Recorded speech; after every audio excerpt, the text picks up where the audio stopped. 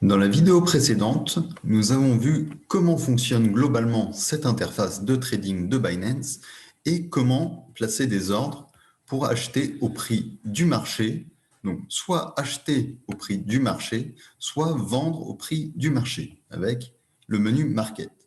Dans cette vidéo, nous allons nous intéresser aux ordres limites, aux stop limites et aux OCO. Donc, tout d'abord, avant de commencer, on voit que j'ai choisi comme paire la paire Bitcoin-Euro. Donc, je peux soit acheter des Bitcoins en euros, soit vendre mes Bitcoins contre des euros. On voit le prix actuel en haut à gauche, ici, donc 30 600. Au cours des dernières heures, après avoir fait une grosse correction depuis son point le plus haut à 34 000 euros, le Bitcoin est redescendu à 25 000 euros. Et là, on voit qu'il a repris sa hausse depuis quelques heures. Donc, le prix monte. Moi, je suis un trader. Eh bien, il va falloir que je décide quand revendre le Bitcoin que j'ai acheté ou éventuellement quand en racheter si jamais le prix baisse.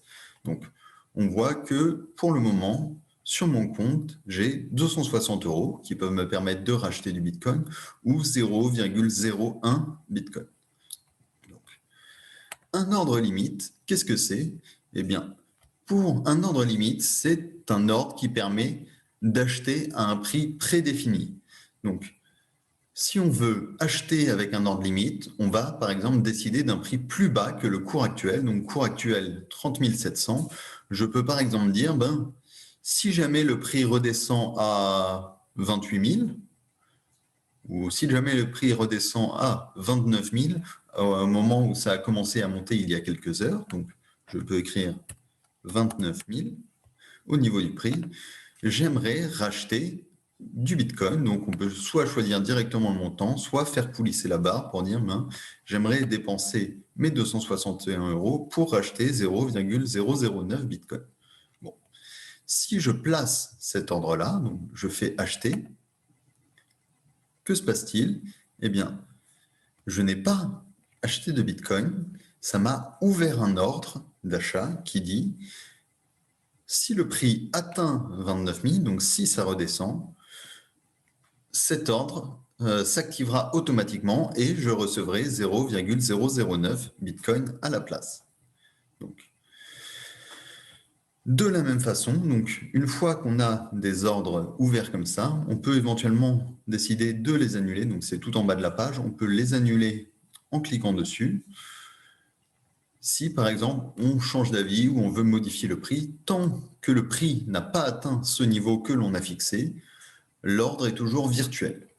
Donc, à côté, on peut voir l'historique d'ordre, l'historique d'ordre qui permet aussi de voir les ordres que l'on a annulés au fil du temps.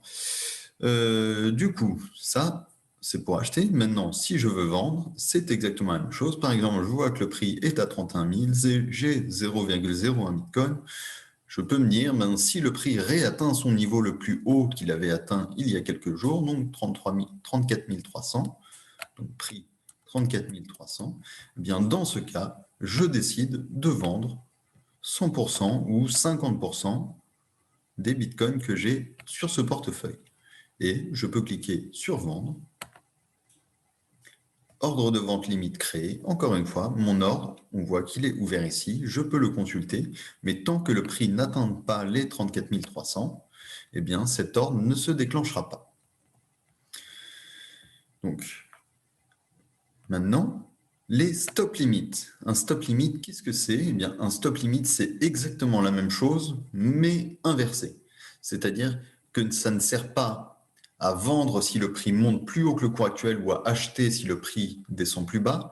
Ça sert à vendre si le prix descend sous le cours actuel. C'est ce qu'on appelle un stop loss.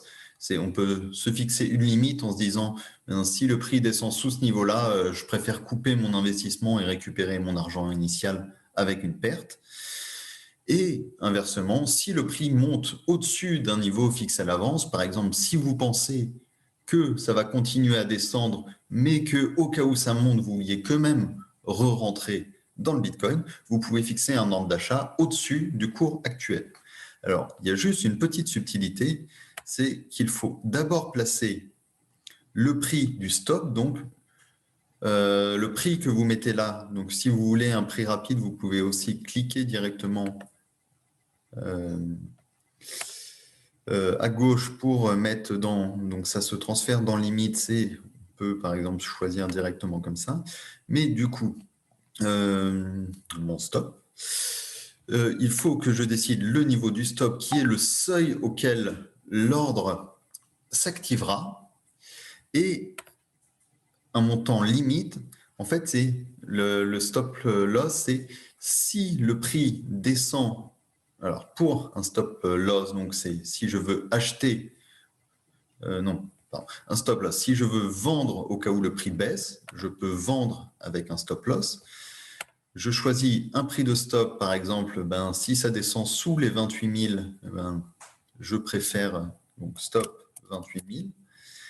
Et si le prix atteint les 28 000, ça placera un ordre limite, donc comme celui qu'on vient de voir, qui permet de racheter ou de vendre au-dessus du prix auquel se déclenchera le stop. Bon, tout ça pour dire que si vous ne voulez pas vous prendre la tête, vous pouvez mettre la même somme dans les deux.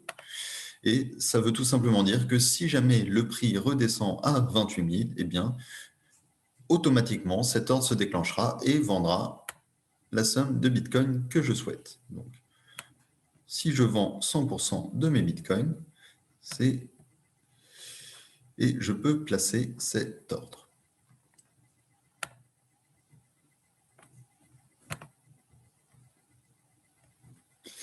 Et voilà.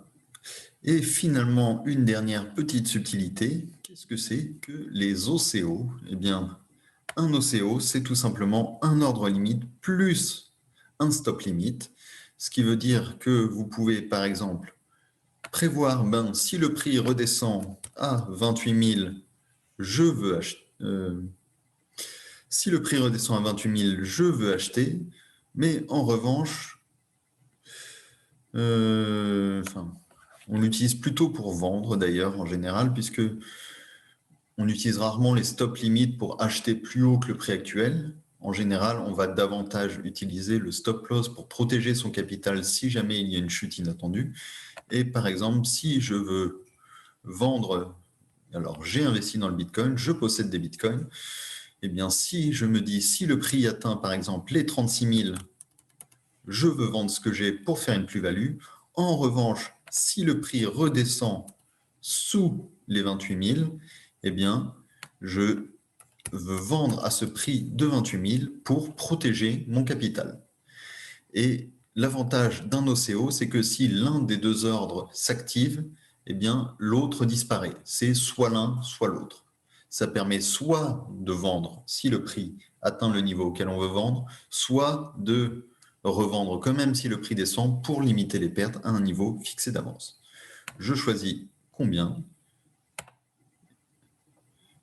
Et bon, je n'ai plus rien. Je peux annuler mes autres ordres pour récupérer dans mon portefeuille du capital, puisque quand vous placez un ordre, vous ne pouvez plus utiliser cet argent, il est bloqué pour s'activer automatiquement ensuite.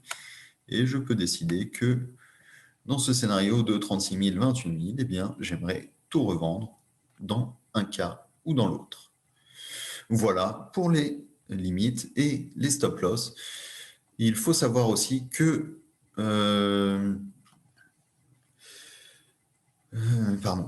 il faut savoir aussi que dès que vous commencez à trader un petit peu activement, et donc dès que vous fixez à l'avance une stratégie d'investissement, donc si ça atteint tel prix, je vends, si ça redescend sous ce prix, j'achète, ou si j'ai déjà acheté, si ça redescend à ce niveau-là, je revends quand même pour protéger mon capital, eh bien, tous les traders, avant d'investir ou d'entrer dans une position, regardent à quel niveau ils veulent vendre, regardent à quel niveau ils veulent acheter, regardent où mettre leur stop loss.